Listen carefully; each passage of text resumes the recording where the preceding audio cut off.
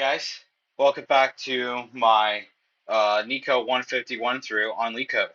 So today we are going to start diving into some a little bit more trickier problems, but still on the arrays and hashing section for the list of problems. And that starts us off with group anagrams, which honestly is pretty convenient because a couple of videos ago I actually did a problem that related to anagrams, actually determining whether two words were anagrams or not. So this does help provide a little bit of context before we dive into this problem right here. So let's try to take a look at it. So given an array of strings, group the anagrams together. You can return the answer in any order. Anagram is a word or phrase formed by rearranging the letters of a different word or phrase, typically using all the original letters exactly once. Alright, so looks like we got 6 word strings in this first example. And it looks like there's 3 different groups here. So we have BAT, there's BAT, just stands by itself. There's NAT, there's nat and tan. And then we have ATE. It's 8, eat, and T. They all got to be grouped together. Alright?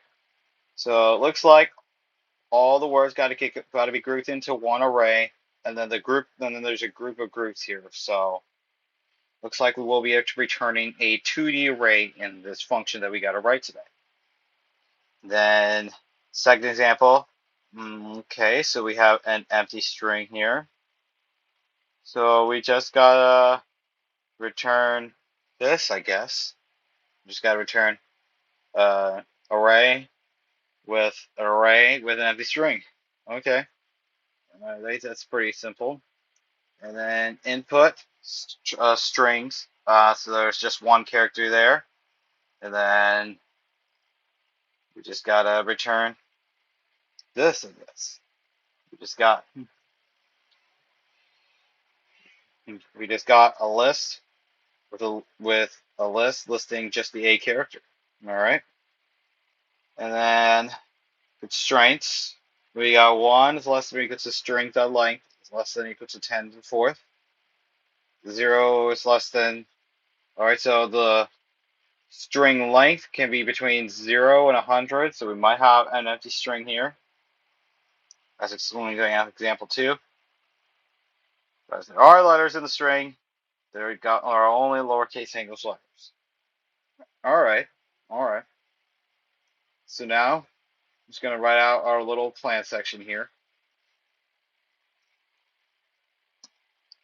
All right, so we got a couple. So I know one solution that kind of relates to a solution that I tried to bring up in the video where I tried to determine whether 2 words are going to be anagrams or not. So so first off, we probably want a dictionary to list off the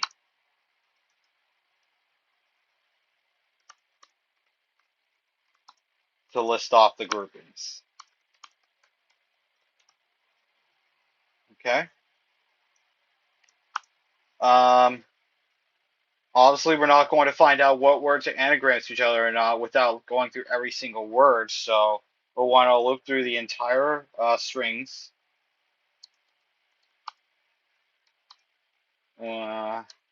Index I. Why not?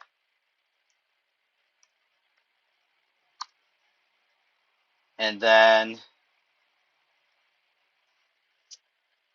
all right, so the first solution that I'm coming up with is actually going to involve use of the sorting function.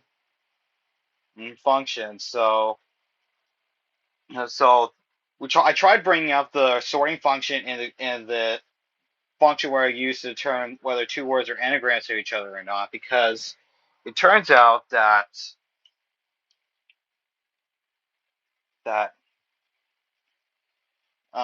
if you manage to sort 2 words together, you can actually combine.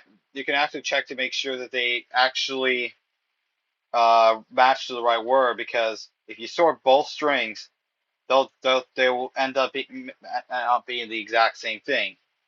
And if there's a lot, and if there's just one letter difference, then they're not anagrams to each other. So we can actually group anagrams that way by uh, uh by by sort by starting by sort string I, and then append the frequency value,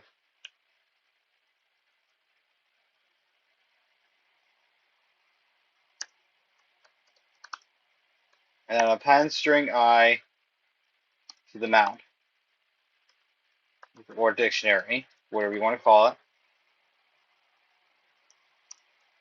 And then the sorted string is what we're going to set as the key, because when we sort the strings, this is how they're going to be related,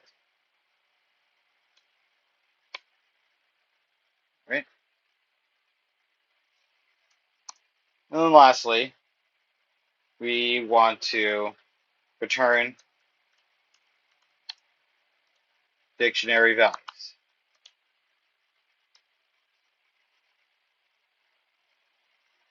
So if we return the dictionary values, it's actually going to end up being a 2D array that is returned here, because the dictionary.values, for example, would end up having to return a whole block of values. And then there's a set of other blocks for each key that we will use to uh, group our strings of this array together. Right?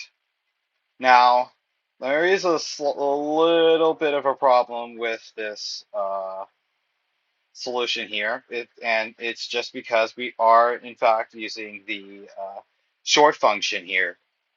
So let's say that m is the length of the strings array, like this one, for example, and then we know that the strings cannot. We could say that the strings are not all going to be the same size. So I'm just going to say let n be like the length of the strongest string. We're going to use like the worst case scenario here.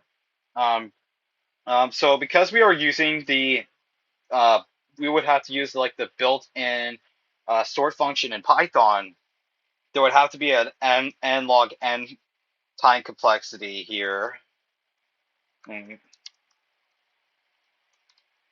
Time complexity here, just because of the use of that sort function. And then, like I said, we have to loop through every string in our given array. So it would have to be an n times n log n solution for time complexity. And the space complexity, let's see here. What would that be like? So let's say m is probably going to be the maximum number of groupings here, because neither of these words can be anagrams to each other. So we could say O of m, and then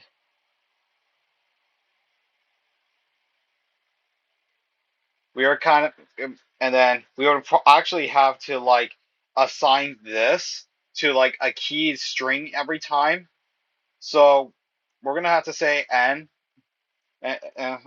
so n here. So it would have to be O of m times n space complexity. All right. Yeah, but that sort function does eat into our time a little bit, so we can try to improve this just a little bit more. We can actually use something called the ASCII Unicode characters in order to make this a little better. It would still have to be like an O n times n space complexity solution, but we could probably take this down to an m times n time complexity here, just to save a little bit here. But it's still going to have the same general structure. We're just changing how we loop through the strings just a little bit. So once again, we would still have to declare a dictionary to list off our groupings, and then we still have to loop through the strings, and we still have to return our dictionary values. So now you're wondering, how the heck are we going to figure out which words are anagrams or not? Well,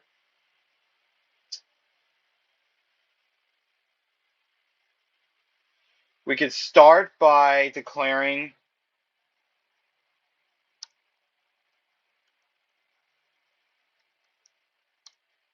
an array of 26 zeros. So what this would be like we set an array of length 26. So each index would represent a specific character in the alphabet. So, and there's 26 letters in English alphabet, so we would have 26 zeros here. Okay. And then we would have to declare another for loop to loop through each character in the string. So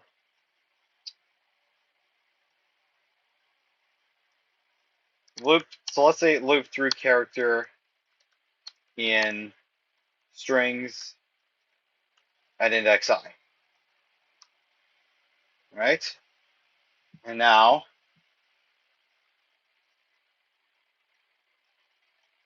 we're going to call this count.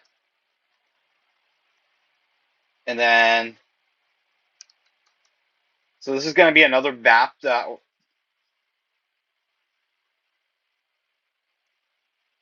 right, so what we're going to do here is actually use Unicode characters, like I said. So we take our Unicode encoding for our character here.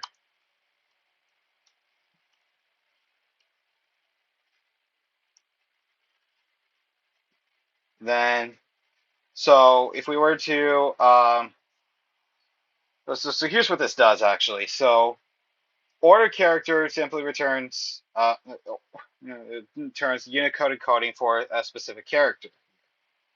So if we do this, so like order of A minus order of A, it would actually return index 0. Order of Z minus order of A, it would be 25. 5, just because of the way that the ASCII system works.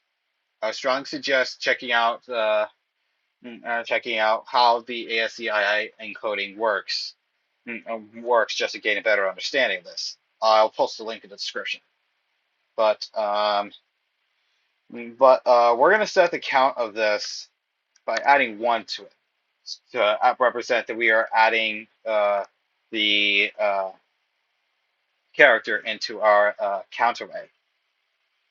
And then we can actually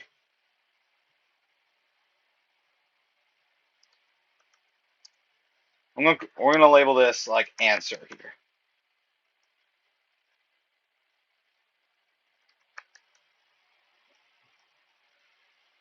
So then what we're going to do is, and we're going to use the key from our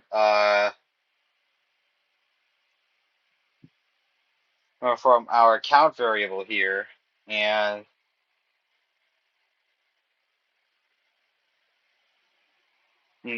here, and from our count array here, and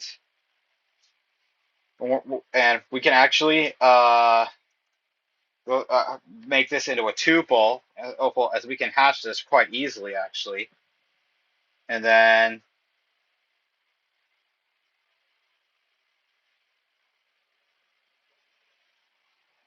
we just gotta append the string.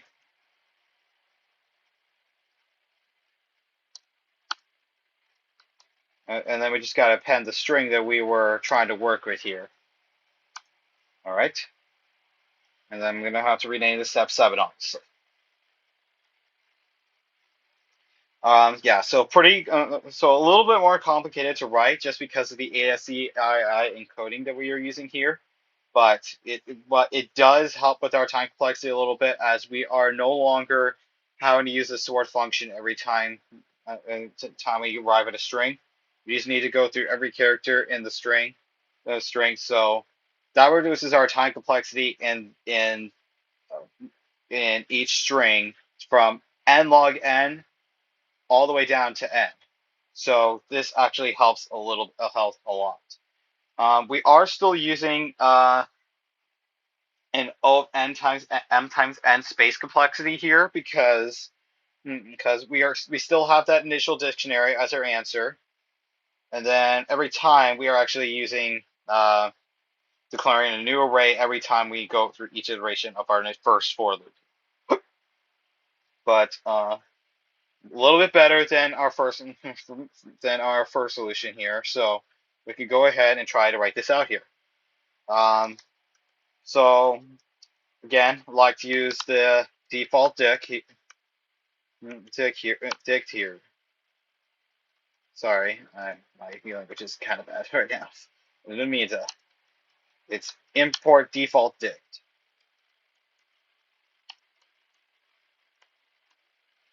All right, and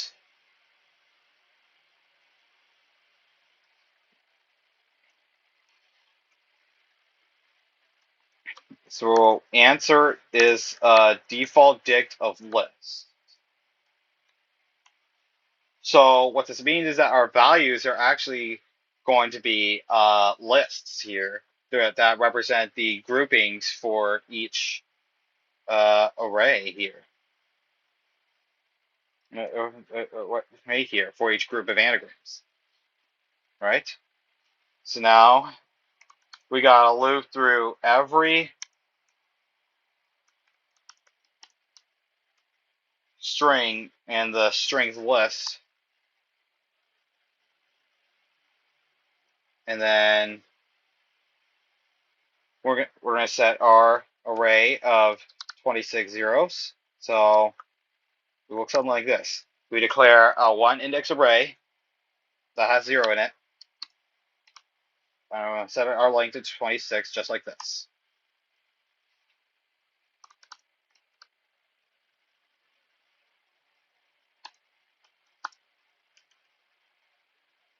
And then for character in string, not equal string, in string, and then we do count. We get the encoding of C of our character minus our encoding of A here, and then we add 1 to the count. Right? Count of what letter we got. And then we use our key here, which is basically our tuple of our count variable,